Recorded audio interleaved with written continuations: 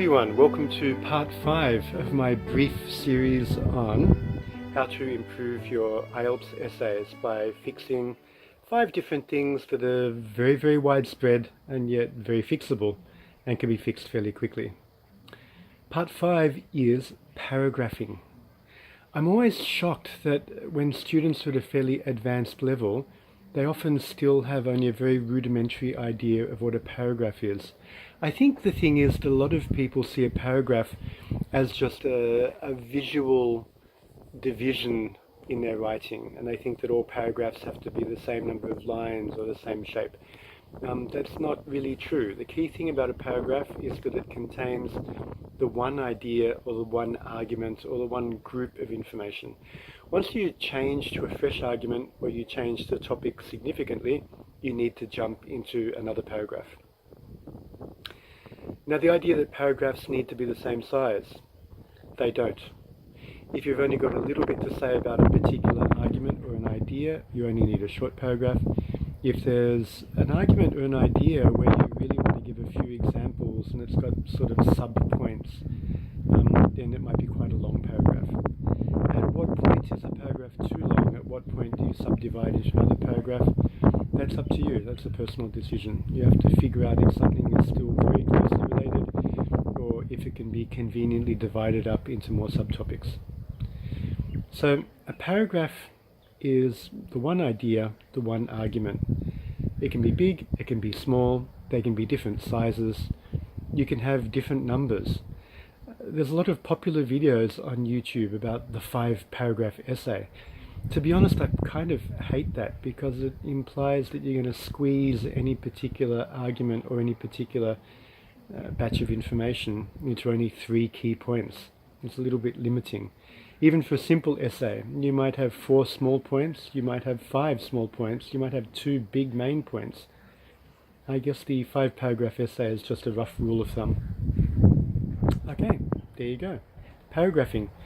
Think about what you want to have in your paragraph and don't be bullied into thinking they have to be the same size or they have to be a set number. I've seen a lot of my students have a very weird idea of paragraphs. They will change topic completely inside the one paragraph, when really the minute they do that, they should do a fresh paragraph.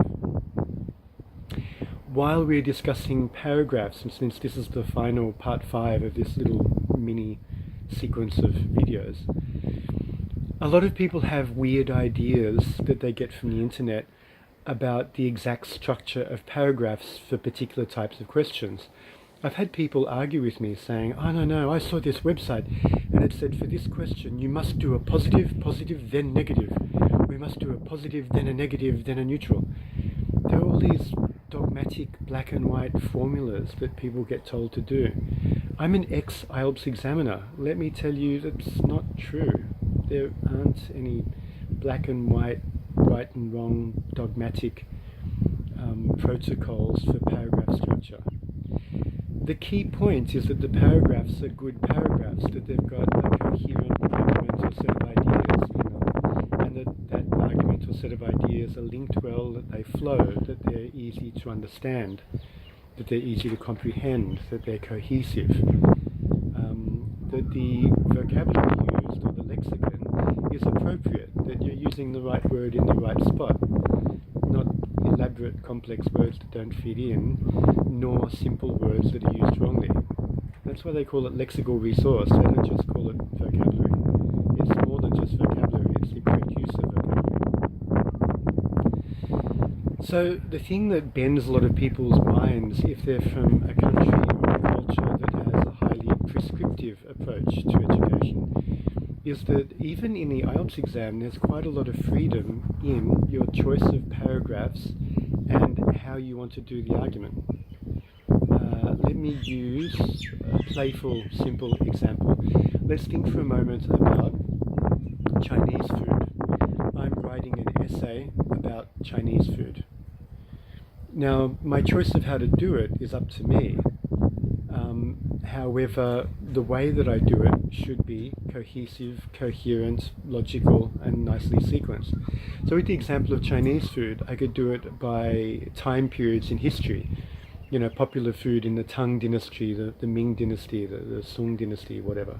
That could be an interesting way of looking at Chinese cooking. I could do it from a very biological point of view, talk about protein sources, carbohydrates, fast food, health food, etc. I could use famous Chinese people for each paragraph, talking about their favorite foods in each separate paragraph. Or I could divide my essay into regions. I could have 4 paragraphs, one for Dongbei Cai, one for Chuan Cai, one for Eastern cooking, one for Guangdong Cai, Northeast, Western, Eastern, Southern. That would be a very logical, sequential way of doing it.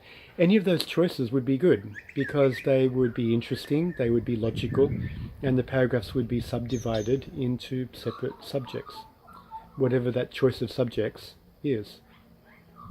Okay. Any questions? Put them in the comment section. I'm very new to YouTube. I have very few followers. If you would like to subscribe, that would be great. If you'd like to give me a like, that would be really good. And in the meantime, I will try to answer as many questions as I can if you just pop them in the comment section or you email me. Thank you very much for your time and patience, and I look forward to seeing you in future videos. Okay, study hard, work hard, have fun, have a great day.